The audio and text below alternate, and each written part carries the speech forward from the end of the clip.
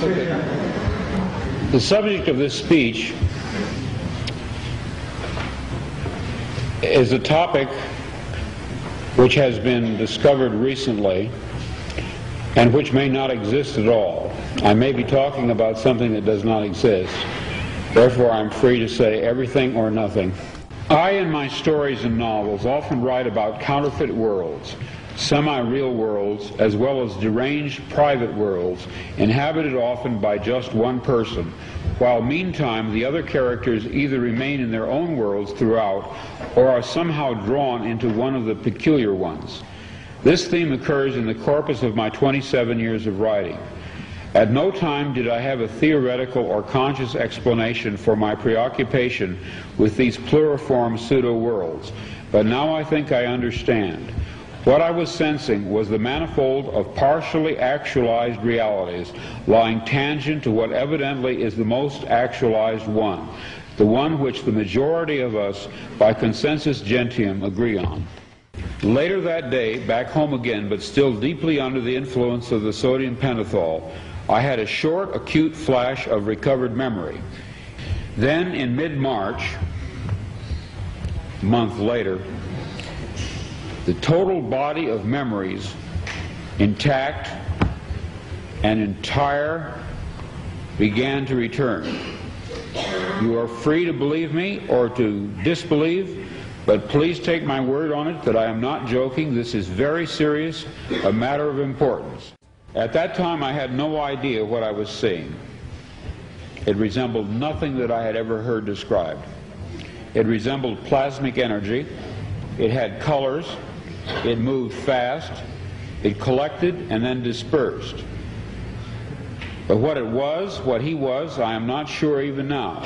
In other words, it's a common theme in my writing that a dark-haired girl shows up at the door of the protagonist and tells him that his world is delusional, that there's something false about it. Well, this did finally happen to me. I even knew that her hair would be black. I had an actual complete sense of what she would look like and what she would say. She did appear, she was a total stranger, and she did inform me of this fact, that some of my fictional works were in a literal sense true. I wrote out these dreams in novel after novel, story after story.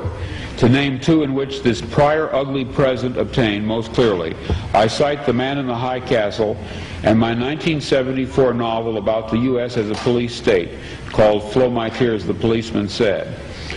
I'm going to be very candid with you. I wrote both novels based on fragmentary residual memories of such a horrid slave state world.